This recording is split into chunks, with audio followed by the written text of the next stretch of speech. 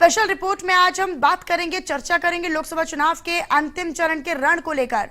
दरअसल लोकसभा चुनाव अब अंतिम पड़ाव में पहुंच चुका है। 1 जून को 2024 के दंगल के 7वें और अंतिम चरण की फाइनल वोटिंग होनी है। 7वें चरण में कुल 13 सीटों पर 1 जून को मतदान होना है। चुनावी दंगल की फाइनल लड़ाई पूर्वांचल में होगी।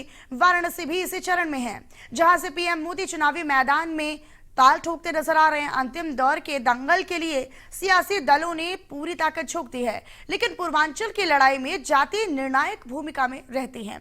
अब एक समय ब्राह्मण और राजपूत चुनाव की दशा और दिशा तय करते थे। अब बीजेपी के सामने जातियों के चुनावी चक्रव्यूह को तोड़ने की चुनौती है, तो वहीं बसपा के लिए अपने सियासी आधार को बचाए रखने की लड़ाई है। इस चरण की 13 लोकसभा सीटों में से 5 सीटें योगी आदित्यनाथ के गृह जिले गोरखपुर के आसपास की हैं, जबकि 4 सीटें पीएम मोदी के चुनाव क्षेत्र यानी वाराणसी से सटी हुई हैं। 2019 की बात कर लेते हैं। 2019 में बीजेपी गठबंधन ने 13 में से 11 सीटें जीती थी, बाकी 2 सीटें बसपा ने जीती थी। पूर्वांचल की जो 11 सीटें बीजेपी गठबंधन के पास हैं, यहां पर जातियां अहम भूमिका निभाती हैं। बीजेपी के वोटर्स को तोड़ने के लिए सपा ने इस बार जातियों पर बहुत ज्यादा फोकस किया है, जोर दिया है। समाजवादी पार्टी ने पूर्वांचल का दुर्ग जीतने के लिए पॉलिटिक्स को पीडीए की धुरी पर लाने की कोशिश की है। योगी के गढ़ गोरखपुर के आसपास की सीटों पर हर बार समाजवादी पार्टी निषाद पर दांव लगाती है। अब ऐसे में सवाल ये उठता है कि क्या निषाद दांव इस बार काम करेगा? क्या ओबीसी वोट बैंक बीजेपी के साथ जाएगा या गठबंधन का रुख करेगा? सबसे अहम सवाल ये वो भी कि क्या अपने स्ट्राइक रेट को बनाए रखना बीजेपी के लिए बड़ी चुनौती होने वाली है। तो इसी मुद्दे के साथ ग्राउंड जीरो से हमारे संवाददाता भी जुड़ेंगे और करेंगे इसी पर चर्चा। देखिए, यूपी में मतदान 2024 के चरण के लिए 7वां और अंतिम मतदान होगा, 7वें फेज में मतदान होगा, लेकिन इस बार साख और प्रतिष्ठा का सवाल है। यहां पर समाजवादी पार्टी का भी जनाधार अच्छा खासा है। जातियां यहां पर मेन रोल प्ले करती हैं, एक अहम भूमिका निभाती हैं, लिहाजा यहां पर काफी महत्वपूर्ण होता है सामाजिक और सियासी समीकरण के साथ साथ जातिगत समीकरणों को साधना। पिछली बार 2019 में इन्हीं सीटों में से 11 सीटें बीजेपी जीती थी, लेकिन इस बार कितनी बड़ी चुनौती होगी बीजेपी के लिए? क्या समाजवादी पार्टी का या फिर आईएनडीआईए गठबंधन के तहत जो प्रत्याशी चुनावी मैदान में हैं, उनको लेकर पीडीए फॉर्मूला कारगर होगा, या फिर विकसित राष्ट्र या फिर विकसित प्रदेश का जो मुद्दा लगातार योगी आदित्यनाथ और तमाम बीजेपी नेता करते नजर आ रहे हैं, वो कारगर साबित होगा? हमारे अलग अलग सहयोगी अलग अलग जगहों से हमारे साथ लाइव जुड़े हुए हैं। आप सभी का तारुफ करवा देती हूँ। गोरखपुर से सुशील कुमार मेरे सहयोगी मेरे साथ जुड़े हैं, आकाश यादव वाराणसी से मेरे सहयोगी मेरे साथ जुड़ रहे हैं, चंदौली से अवनीश तिवारी होंगे, तो आकाश दुबे मिर्जापुर से मेरे साथ लाइव जुड़े हैं, लखनऊ से निकिता सरीन मेरे सहयोगी इस वक्त मेरे साथ लाइव जुड़े हुए हैं। तो 5 सहयोगी मेरे 5 अलग अलग जगहों से जुड़े हुए हैं। सबसे पहले मैं निकिता आप ही का रुख कर लेती हूँ, क्योंकि लखनऊ में तमाम बड़े फैसले लिए जाते हैं, तमाम ऐसे बदलाव किए जाते हैं, चाहे कोई भी किसी भी जिले की राजनीति हो, चाहे किसी भी चरण की राजनीति हो, फैसला अंतिम लखनऊ से ही लिया जाता है, चाहे वो किसी भी दल की बात की जाए। अब चूंकि पूर्वांचल का रण अभी बाकी है, पूर्वांचल की लड़ाई अभी बाकी है, तो क्या नजर आ रहा है, क्या तैयारियां हैं बीजेपी की, क्या मुद्दे रहेंगे? क्योंकि अब ये कहा जाता है विपक्ष की तरफ से कि चरण बीतते बीतते जो मुद्दे थे वो भी बदल गए हैं। क्या वाकई में धरातल पर अब सियासी जो लड़ाई है वो जातीय समीकरण तक आ गई है? पूर्वांचल की बात करें तो देखिए, सूबे की राजधानी लखनऊ की अगर बात की जाए तो सारे फैसले यहाँ से इसलिए भी होते हैं क्योंकि साफ तौर पर ये माना जाता है कि यहीं से होते हुए जो सड़क है वो डायरेक्ट सेंट्रल यानी दिल्ली को जाती है। और अब क्योंकि 1 तारीख को मतदान होना है फुल एंड फाइनल यानी कि 7वें चरण का, जिसमें 13 लोकसभा सीट हैं, ऐसे में देखिए चुनाव प्रचार भी आज शाम थम जाएगा। सभी जो दल हैं उन्होंने अपनी एड़ी चोटी का जो जोर है वो ऑलरेडी लगा लिया है। 144 प्रत्याशी इस बार मैदान में होंगे। जिस तरीके से अब देखिए अमित शाह भी एक बहुत बड़ी भूमिका निभाते हुए बनारस में बस गए हैं, संगठन बैठकें कर रहे हैं और साथ ही साथ जितने भी भारतीय जनता पार्टी के बड़े चेहरे हैं, बड़े नेता हैं, उनकी भी एक परीक्षा है क्योंकि वो भी सभी के पास जा जाके वोट की अपील करेंगे। क्योंकि वोटिंग परसेंटेज देखिए अभी हम लोगों ने जिस तरीके से एग्जामिन किया है वोटिंग परसेंटेज को लेकर के सभी फेजेस में लगातार कम रहा है। अगर एक कंपैरेटिव स्टडी की जाए 2019 या 2014 की, तो ऐसे में सबसे जरूरी होगा कि वोटिंग परसेंटेज बढ़े। वोटिंग परसेंटेज कहीं ना कहीं देखिए एक मेजर रोल प्ले करता है क्योंकि इसमें नुकसान भी हो सकता है जितने भी दल हैं, तो ये एक अहम भूमिका निभाता हुआ जरूर है। अब इसमें जो 13 लोकसभा सीटें हैं वो भी बेहद अहम, एक बनारस जो खुद प्रधानमंत्री नरेंद्र मोदी का संसदीय क्षेत्र है, साथ ही गोरखपुर बेहद वीवीआईपी सीट। तो ऐसे में बड़े फैसले ऑलरेडी लिए जा चुके हैं और लखनऊ में की अगर हम बात करें तो सभी मंत्री अपने अपनी जगहों पर, यानी कि अगर मैं बात करूं गोरखपुर में देखिए कल जिस तरीके से एक मेगा रोड शो किया था खुद मुख्यमंत्री योगी आदित्यनाथ, क्योंकि वहां पर रवि किशन को भारतीय जनता पार्टी ने एज अ कैंडिडेट उतारा है। तो जितनी भी चीजें हैं अब आज 6 बजे तक थम जाएंगी और उसके बाद कल या परसों यानी कि 1 जून को मतदान होना है, जिसकी तैयारियां अब लगभग पूरी हो गई हैं। एग्जाम की जो प्रिपरेशन है वो ऑलमोस्ट डन है, अब इंतजार है तो रिजल्ट्स का।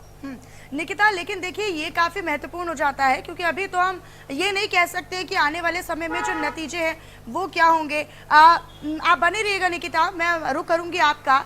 इसी बीच गोरखपुर का रुख कर लेते हैं। सुशील मेरे सहयोगी यहाँ से बने हुए हैं। गोरखपुर को एक सेफ सीट बीजेपी के लिए माना जाता है सुशील, क्योंकि यहाँ से मौजूदा सांसद रवि किशन, इससे पहले योगी आदित्यनाथ यहाँ पर लगातार सांसद रहे और एक बार फिर से सिटिंग सांसद रवि किशन फिर से बीजेपी के ही टिकट पर चुनावी मैदान में है। तो बीजेपी पूरे आश्वस्त होकर इसे अपनी एक सेफ सीट और गारंटीड सीट मानकर चल रही है, लेकिन काजल निषाद यहाँ पर रवि किशन की एक प्रतिद्वंदी के तौर पर विपक्ष की तरफ से चुनावी मैदान में है।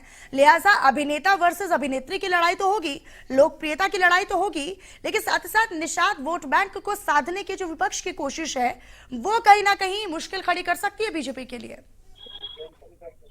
देखिए बिल्कुल ठीक कहा आपने, लेकिन इसमें मैं पहले आपको बता दूं कि कहा जाता है कि उत्तर प्रदेश की राजनीति पूर्वांचल से होके जाती है और पूर्वांचल की राजनीति गोरखपुर के मठ से होके जाती है, क्योंकि माना जाता है कि मुख्यमंत्री योगी आदित्यनाथ जिसके सर पर हाथ रख देते हैं वो सीट जीत जाती है। चाहे आप देखिए कि यहाँ पर गोरखपुर में जो है विधायक भी बीजेपी का होता है, मेयर भी बीजेपी का होता है और सांसद भी बीजेपी का होता है। यही वजह है कि इस सीट को काफी सेफ सीट माना जाता है। और चूंकि इसके पहले जो है रवि किशन को यहाँ पर सांसद बनाया गया था मुख्यमंत्री बीजेपी के प्रत्याशी के रूप में, तो इस बार खुद वो जो है सिटिंग एमएलए एमपी होने के साथ साथ फिर एक बार प्रत्याशी है भारतीय जनता पार्टी के कैंडिडेट के तौर पर। तो ऐसे में निश्चित रूप से सेफ सीट तो माना जा रहा है, लेकिन इस बार थोड़ी चुनौतियां जरूर है, क्योंकि जो निषाद वोट हैं वो कहीं ना कहीं काजल निषाद के आने के बाद काफी हद तक ध्रुवीकरण हुआ है। क्योंकि अगर देखा जाए कि जो डैमेज जो वोट बैंक है खासकर निषाद के, उनको सहजने के लिए इनके जो निषाद नेता है, कैबिनेट मंत्री उत्तर प्रदेश सरकार के डॉक्टर संजय निषाद, उन्हें उतारा गया है। 3 दिनों से लगातार वो गोरखपुर में है और निषादों के साथ पूरी तरह से बैठक कर रहे हैं, निषादों के बीच में जा रहे हैं। लेकिन कहीं ना कहीं अगर ग्रामीण अंचल की अगर बात करें तो सबसे ज्यादा अगर डैमेज कर सकते हैं तो ये निषाद डैमेज कर सकते हैं भारतीय जनता पार्टी के प्रत्याशी रवि किशन को। लेकिन उसके बाद भी लगातार मुख्यमंत्री से लेकर तमाम जो भारतीय जनता पार्टी के जो आला कमान है, जो आला कमान है, वो लगातार मैदान में है। और कल आप देखिए कि मुख्यमंत्री का जो रोड शो था वो 2.5 किलोमीटर का था, लेकिन 6 घंटे के इस पूरे रोड शो में आप देखिए कि किस तरीके से जो जनसैलाब उमड़ा हुआ था। लोग मुख्यमंत्री के रोड शो में अपने घरों से पुष्पों की वर्षा करते हुए नजर आ रहे थे और मुख्यमंत्री के साथ रथ पर ग्रामीण विधायक विपिन सिंह थे और मेयर गोरखपुर के थे और उसके साथ जो प्रत्याशी है रवि किशन वो मौजूद थे और जीत का विजन दिखाते हुए बाकायदे भारतीय जनता पार्टी के पक्ष में वोट करने के लिए मुख्यमंत्री अपील करते हुए नजर आए। तो निश्चित रूप से अभी तक जो स्थितियां थी, कल के रोड शो के बाद एक संदेश देने का काम किया गया और निश्चित रूप से परिवर्तन भी आएगा। और ये जरूर है कि नेता के लिए वो आकलन का समय भी होता है ना सुशील, की लोगों का मूड किस तरफ है, लोगों का रुझान किस तरफ है, लोगों का रुख क्या कहता है, लोगों में कितना प्रभाव बना हुआ है, कितनी बरकरार है वो शक्ति या फिर वो प्रभाव जिसके लिए वो रोड शो भी निकालते हैं और इसी बीच वो आंक लेते हैं, भाप लेते हैं कि यहाँ पर जनता का मूड क्या है। सुशील, आप बने रहिएगा, मैं रुक करूंगी आपका। वाराणसी का रुख कर लेती हूँ। आकाश यादव मेरे सहयोगी यहाँ से लगातार बने हुए हैं। आकाश, वाराणसी तो शुरुआत से ही, क्योंकि तीसरी मर्तबा जीत के संकल्प के साथ, उसी हैट्रिक के सपने को लेकर, उसी हैट्रिक के संकल्प को लेकर प्रधानमंत्री नरेंद्र मोदी यहाँ पर संसदीय चुनाव लड़ रहे हैं।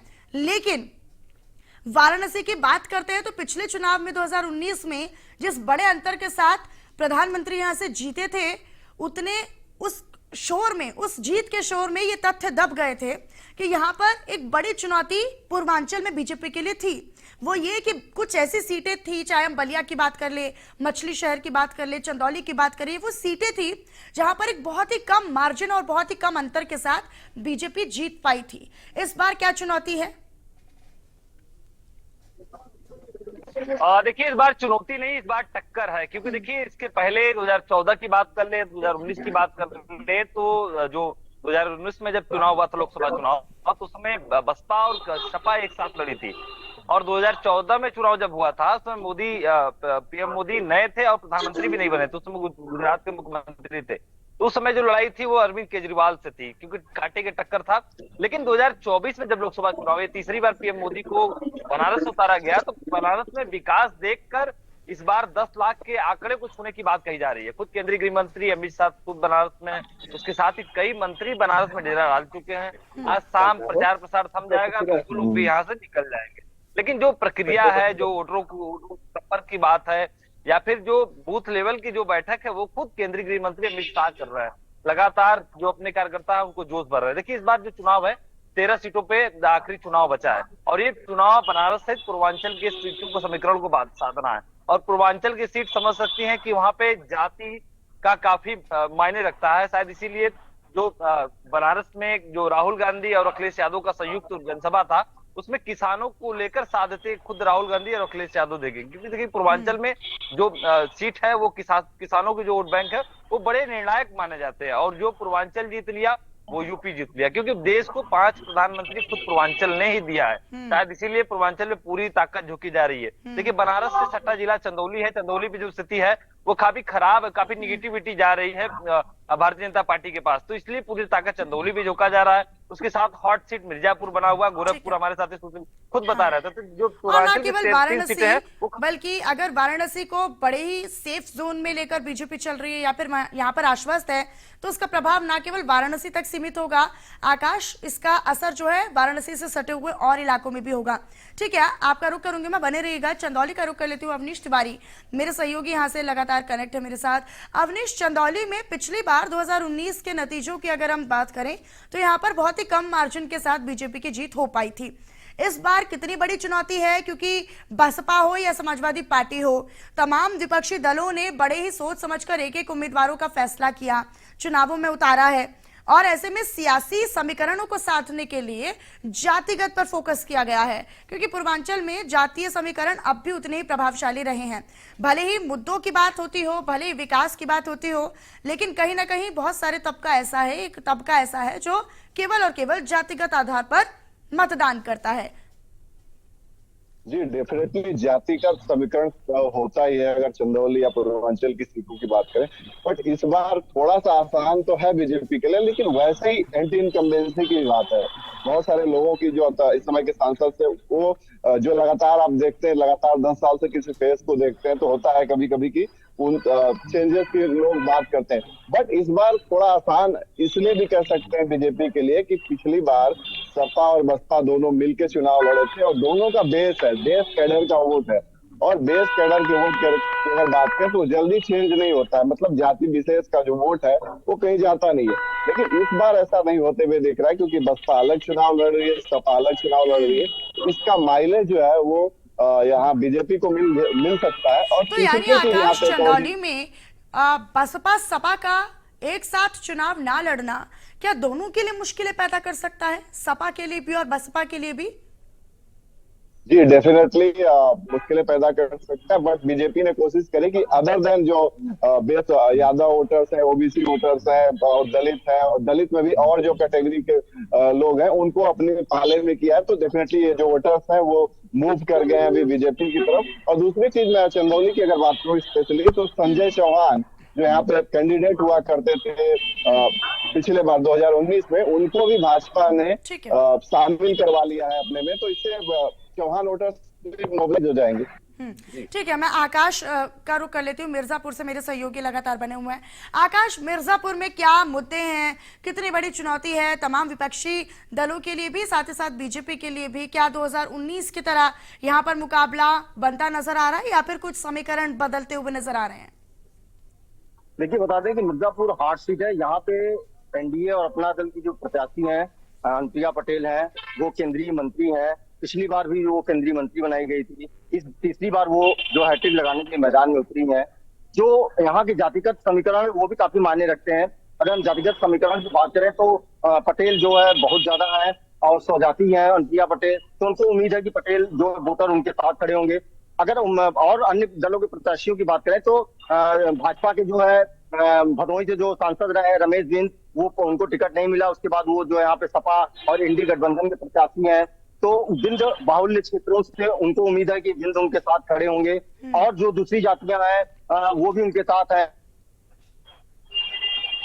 ठीक है, ठीक है आकाश, आप बने रहिएगा। मैं रुक करूंगी आपका। निकिता मेरी सहयोगी लगातार बनी हुई है। निकिता, एक बार फिर से आप ही का रुख करते हुए, चाहे हम गोरखपुर की बात करें, वाराणसी की बात करें, यहाँ पर एक बहुत ही सेफ सीट और गारंटीड सीट लेकर बीजेपी चलती है और बड़े आश्वस्त होकर वो ये कहते हैं कि यहाँ पर हमारे लिए कोई चुनौती नहीं। हालांकि वो तो 80 की 80 सीटों को अपने लिए किसी भी प्रकार की चुनौती नहीं समझते हैं। लेकिन चंदौली हो गया, बलिया हो गया, मछली शहर हो गया, या फिर अन्य कुछ ऐसी सीटें हो गई हैं जहां पर बीजेपी के लिए एक बहुत बड़ी चुनौती 2019 में रही है। गाजीपुर जैसी सीट हो गई है, घोसी जैसी सीट हो गई है। लेकिन पिछली बार प्रधानमंत्री की जिस बड़े अंतर के साथ जीत हुई थी और तमाम जहां जहां पर सीट जीती थी बीजेपी, वो बड़े अंतर के साथ कई नेता वहां पर जीते थे। उस जीत के शोर के बीच ये तथ्य छिप कर रह गया था, दब कर रह गया था कि कुछ चुनौती भरी सीटें थी जिस पर जरूरत है बीजेपी को उतना कंट्रोल करने की या फिर अपना मैनेजमेंट उतना सुधारने की। इसको लेकर किस प्रकार से बीजेपी एक्टिव मोड में अब उन सीटों पर नजर आ रही है? देखिए, सबसे पहले तो आपको बताना चाहूंगी कि नारा देना अलग बात है, लेकिन जब जमीनी हकीकत होती है वो कुछ और होती है। हालांकि भारतीय जनता पार्टी की अगर मैं बात करूं तो इस बार अगर हम थोड़े बीते साल में चले जाएं, तब गोरखपुर जो भारतीय जनता पार्टी के लिए बेहद वीवीआईपी सीट, वहां पर गोरखपुर सीट भी भारतीय जनता पार्टी हार चुकी है। और उसके बाद खुद मुख्यमंत्री योगी आदित्यनाथ ने यह बयान दिया था कि ओवर कॉन्फिडेंस में नहीं रहना चाहिए और हमें अपनी जो पूरी ताकत है, जो शक्ति है, वो लगानी चाहिए। ऐसे में अब देखिए, अगर हम ठीक बनारस की बात करें, लगातार प्रधानमंत्री वहां पर बंधे हुए हैं। अगर मैं नरेंद्र मोदी की बात करूं, ऐसे में जो अंतर है जीत का, जिस तरीके से अगर हम 14 या 19 को कंसिडर कर लें और उसके बाद अब 24 की बात कर लें, तो हमेशा से चाहत यही होती है कि वहां जीत तो रहे हैं लेकिन मार्जिन एक बड़ा होना चाहिए। ऐसे में जनता के बीच रह करके उनकी क्या समस्या है उसका भी सोल्यूशन ढूंढना, यही एक वजह है कि अब अमित शाह बस गए हैं बनारस में। दोनों डिप्टी सीएम की अगर मैं बात करूं, चाहे केशव जी हो या ब्रजेश जी हो, वो भी बनारस में लगातार मोर्चा संभाले हुए हैं। ऐसे में गोरखपुर में भी जिस तरीके से मुख्यमंत्री ने रोड शो किया है, तो ये दिखाता जरूर है, क्योंकि वो रोड शो इतना लंबा नहीं था लेकिन इतना जनसैलाब था कि वहां पर काफी टाइम लग गया। अब ऐसे में देखिए, मैं सीटों की अगर मैं बात करूं तो जो 13 लोकसभा सीटें हैं उसमें बेहद वीवीआईपी की अगर मैं बात करूं तो देखिए 13 में अगर हम महाराजगंज को ले लें, गोरखपुर को ले लें, साथ ही बनारस, कुशीनगर, देवरिया की बात कर ले, सलेमपुर, बलिया, गाजीपुर, चंदौली, बनारस, मिर्जापुर, रॉबर्ट्सगंज, तो देखिए मिर्जापुर की अगर हम बात करें तो अनुप्रिया पटेल जो कि सहयोगी दल है भारतीय जनता पार्टी की ओर से, उनके लिए भी फाइट टफ होगी। तो एक समीकरण बना लेना और साथ ही वहां पर धीरे धीरे काम करना, क्योंकि जिस तरीके से आप भी चर्चा कर रही हैं कि वहां पर अगर हम गोरखपुर की बात करें या साफ तौर पर बनारस की बात बात करें, वो वहां पर लो कॉन्फिडेंस है। लेकिन अब बात यह है कि जो ऐसी सीट है जहां पर अभी टफ फाइट है, उसको भी हम नजरअंदाज नहीं कर सकते। और यही बड़े नेताओं का कहना है कि ओवर कॉन्फिडेंस में ना जी करके लोगों के बीच में जाके रहें, उनकी प्रॉब्लम समझे, समस्याएं समझे और उसके बाद उन चीजों पर वर्कआउट करें। देखिए, गाजीपुर पे भी साफ तौर पर अगर जमीनी हकीकत में जाएं तो गाजीपुर में भी फाइट टफ है, एक तरफा है, नो डाउट। अगर हम गोरखपुर की बात कर ले, बनारस की बात कर ले, वहां एक तरफा है। लेकिन अगर हम गाजीपुर की बात करें तो गाजीपुर में टफ फाइट है। मिर्जापुर की बात करें, मिर्जापुर में भी फाइट यहाँ टफ रहेगी। तो ऐसे में इसीलिए यही वजह है कि खुद गृह मंत्री अमित शाह ने जितने भी बड़े नाम हैं, जितने भी बड़े चेहरे हैं भारतीय जनता पार्टी के, उनको लगाया है कि वो प्रेरित करें लोगों को कि ज्यादा से ज्यादा इस बार वोट करें, ताकि जो नतीजे हैं वो क्रिस्टल क्लियर हो। तो इसी बार यही वजह है कि देखिए, इस बार 144 जो कैंडिडेट्स हैं एक बार फिर से मैदान में होंगे। बेहद महत्वपूर्ण ये 13 सीटें, क्योंकि फेज भी ये लास्ट है और ऐसे में सबसे ज्यादा जरूरी होगा। अच्छा निकिता, क्योंकि हम गई, विपक्ष की बात कर रहे हैं, समाजवादी पार्टी की भी लगातार बात करते हैं, वर्चस्व की बात करते हैं, तो प्रतिष्ठा और दाव की भी बात करते हैं। लिहाजा यहाँ पर समाजवादी पार्टी से अभी हाल ही में नारद राय नाराज होकर छिटके हैं। उनका छिटकना, पार्टी से नाराज होना, ये बोलना कि वो मुझे बेइज्जत किया जा रहा है, वहां पर मुझे उतनी तवज्जो नहीं दी जाती है, वो भी वो नेता जो मुलायम सिंह यादव के बेहद करीबी माने जाते हैं। बलिया में उनका बड़ा नाम है, बहुत बड़ा प्रभाव है। तो क्या ऐसे समय पर पूर्वांचल की रण के दौरान या पूर्वांचल की लड़ाई अभी होनी बाकी है, इस बीच अगर नेता छोड़कर समाजवादी पार्टी को या विपक्ष को जा रहे हैं, तो क्या इसका प्रभाव भी समीकरण बदलने में लगेगा, कुछ नजर आएगा जमीनी स्तर पर? देखिए, बहुत अच्छा पॉइंट उठाया आपने। अगर हम बलिया की बात करते हैं तो हाल ही में नारद राय नदारद हो गए। अब उनको प्रॉब्लम थी समाजवादी पार्टी में, जहां पर देखिए समाजवादी पार्टी का एक बड़ा चेहरा, एक बड़ा नेता जो मुलायम सिंह यादव यानी नेताजी के बेहद करीब रहा। अब समाजवादी पार्टी अध्यक्ष अखिलेश यादव की बात कर दूं तो बलिया में जनसभा में अखिलेश यादव नारद राय का नाम नहीं लेते हैं। लिस्ट जब आती है तो नारद राय का नाम नहीं होता है। इससे बेहद नाराज नारद राय अमित शाह से मिलते हैं और बात करते हैं, क्योंकि अमित शाह उन्हें ऑफर देते हैं और वो पार्टी ज्वाइनिंग की बात करते हैं। इंटरनली पार्टी ज्वाइन कर भी ली है, आपको बता दूं नारद राय ने। अब देखिए, अब भूमियार तबका की अगर मैं बात करूं तो वहां पर इनका काफी दबदबा था। बलिया में भूमियार कैटेगरी ज्यादा है, बेहद दबदबा था। लेकिन अब क्योंकि समाजवादी पार्टी छोड़ करके उन्होंने भारतीय जनता पार्टी को ज्वाइन कर लिया है, तो एक तबका जिसकी मैं बात कर रही हूं, जाति समीकरण, वो अब समाजवादी पार्टी छोड़ अगर उनके साथ जाता है तो यहाँ पर भारतीय जनता पार्टी के लिए एक प्लस पॉइंट हो जाएगा। बलिया में भारतीय जनता पार्टी के लिए प्लस पॉइंट हो जाएगा, यहाँ पर एक मेजर फैक्टर होगा और यहाँ लैग करेगा समाजवादी पार्टी। बिल्कुल बिल्कुल निकिता, और बहुत ही महत्वपूर्ण ये बिंदु आपने किया। मिर्जापुर का रुख कर लेती हूँ, आकाश मेरे सहयोगी बने हुए हैं। आकाश, मिर्जापुर की जब हम लड़ाई की बात करते हैं, लोगों के मुद्दे क्या है? क्योंकि देखिए, विपक्षी गठबंधन की तरफ से तमाम मुद्दे यहाँ पर रेज किए गए, उठाए गए, बीजेपी की तरफ से तमाम मुद्दे यहाँ पर रखे गए हैं। क्या मुद्दों का प्रभाव लोगों के बीच में है? देखिए, एक मुद्दा तो लोग ये उठाते हैं कि बाहरी हैं, जिस तरीके से उनके ऊपर आरोप लगाया जाता है, अनुप्रिया पटेल पे बाहरी होने का आरोप लगाया जाता है। बच्ची ये भी कहते हैं कि उन्होंने कुछ विकास नहीं किया, मगर विकास लोग उन्होंने किया है। आम जो जनता है वो उस विकास की जो है दर्शन किए हैं। अभी मोदी जी की जनसभा हुई थी 26 तारीख को, और दूसरी बार उसी जगह जनसभा हुई थी जहाँ पे 2019 में उन्होंने जनसभा किया था। तो लोगों की भीड़ उस तरीके की। उसके बाद योगी जी की जनसभा हुई जो है, उसको लेकर लोगों में काफी उत्साह रहा। तो लोग उत्साहित हैं, लोग देख रहे हैं कि विकास हुआ है और लोग यानी कि लोग अब खुलकर मुद्दों पर बात करना चाहते हैं। आकाश यादव का मैं रुख कर लेती हूँ, मेरे सहयोगी वाराणसी से मेरे साथ लगातार बने हुए हैं। आकाश, वाराणसी में हम ये मानकर चले कि मुकाबला एक तरफा है, या पर विपक्षी गठबंधन या फिर नेता किसी प्रकार की कोई चुनौती बीजेपी को देते हुए यहाँ पर नजर आ रहे हैं? देखिए, मुकाबला एक तरफा इसलिए कह सकते हैं क्योंकि 2014 से लेके अब तक यदि काशी के विकास की बात करें, काशी में बदलाव की बात करें, तो उसे नजरअंदाज नहीं किया जा सकता। शायद इसलिए प्रधानमंत्री नरेंद्र मोदी तीसरी बार बनारस से खुद प्रत्याशी बन के उतरे हैं। इसीलिए भारतीय जनता पार्टी के जो छोटे से बड़े कार्यकर्ता हो, खुद गृह मंत्री क्यों ना हो, वो एक मार्जिन चाहते हैं कि प्रधानमंत्री जब कहीं।